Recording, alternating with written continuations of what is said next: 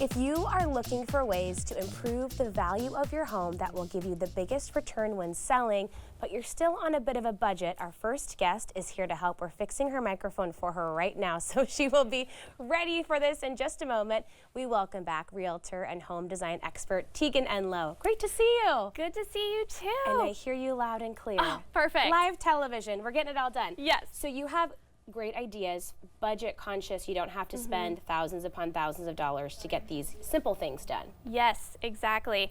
I think a lot of times when people are ready to list their home, they in their mind have like their to-do list that they never got to, and now it's like, I gotta finish it. And I feel like half the time I end up talking people out of items on those lists. Sure. I'm like, that's not worth the money, that's not worth your time, let's focus on these. These are gonna get you a better return for your investment. And this is good maintenance that we can do even before you're thinking of selling that will still get you that return in the long run, beginning with landscaping. Yes, okay, so landscaping probably has the highest return on things you can put money into when you're getting ready to list. And what I love about it is it doesn't have to be really expensive, especially if you do it yourself.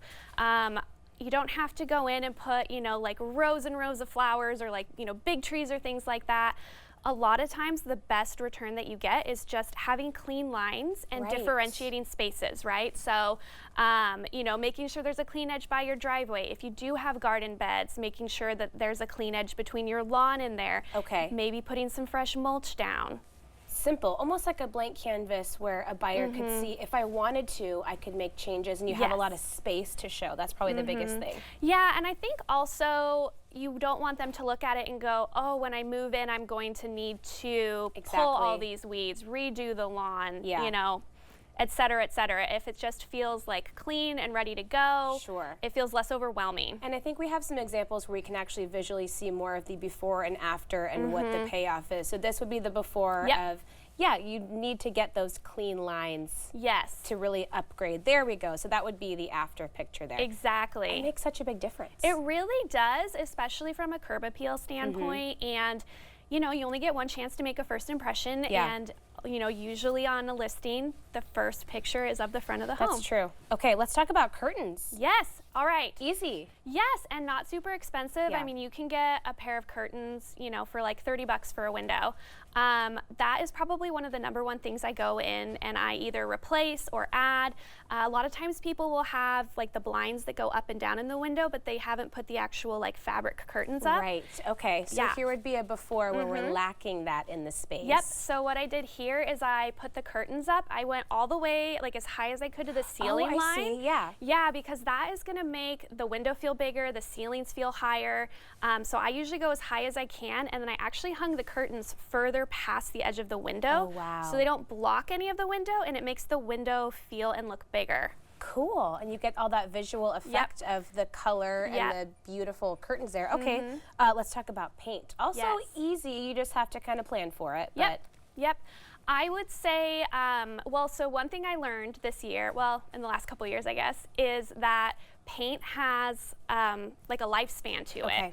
So if you painted your house like 10 years ago, 20 years ago, even if you still really like the color, if you go and look at it closely, you'll probably notice it's a little like splotchy in spots or damaged. And people will notice that when they're going through. So having it be fresh is really good. The other thing is that if you're worried that your house either feels maybe dated, maybe it's like a 10, 20, 30, 50-year older house. All the trends that we went along with that at that time. Yes, I mean, when I first bought a home, it was like, what color am I doing in each room? And that now will make it feel very dated. You want, you know, something cohesive throughout like the main level at least, so that, you know, all the rooms kind of flow. Generally speaking, doing one color is the best that you can do, and like a really light, bright color like a white. The #1 complaint that I hear from buyers when they're looking at homes to buy is either, well, the #1 complaint is it's too dark in here. And you would not believe the impact that you can get by just painting the rooms white. It instantly feels so much brighter. The other one is, oh, it's going to be so much work to paint all of these colors that I don't like. Yes. So even ones that are buyers that have like paint colors in mind that they want to put when they move in, like I just had someone close that they had picked out all their colors. They wanted to do kind of more of a moody, darker rooms. They still really loved that the house they bought was all white. Okay. Because it's a blank canvas. And they could kind of visualize their own space there. Okay, let's talk about staging. You don't have to hire a company necessarily. You can do some things on your own. Yep.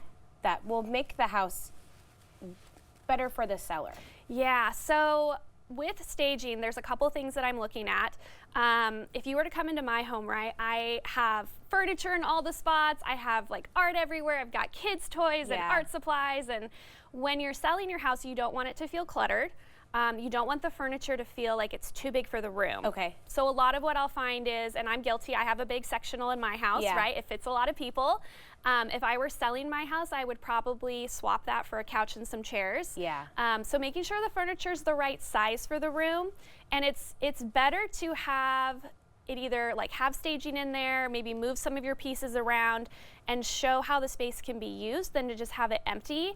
Because if someone walks into a room and it's just, you know, a space, right? And they're trying to think about where would I put all my things, how would this work? Then they're not focused on how would I like the location of this house and the features and the size. They're hung up on could they fit their couch. Whereas if they walk in and there's furniture and it shows, you know, put the coffee table here, put the couch here. There you go. Then they just move right on to making it their own space when they get there. Your imagination can take the next step automatically. Let's talk about floors. Makes a big impact. It does, and it doesn't have to be super expensive. Okay. A lot of times we'll replace carpet, and it's pretty minimal cost compared to other things that people will say, That's like, true. this is like a remodel, you know, oh, should I remodel the bathroom before I list? No, but let's swap out your carpet. It's much cheaper. It's going to look better. A lot of houses I go into will have multiple floor types. So, you know, they'll have wood through the entryway and into the kitchen, and then there'll be carpet in the living room and linoleum in the laundry room. And that definitely makes the place feel smaller because it bisects the rooms. And having one consistent flooring throughout goes such a long ways. And I know it. But every time I do like a before and after with it, I'm still just like, wow, the difference that made was huge. For sure. I'm ready. I'm going through that right now in my own house, and I'm excited for the after. Yeah, it's not a fun process, moving all your stuff around. But it's worth it. It's so worth it, and it's going to look amazing when it's done. Yeah. Hey, thank you so much. It was great to see you. Thank you so much for having me. Of course. We will have these tips and more information about Tegan on our website at katu.com. We'll be right back with more Afternoon Live right after this.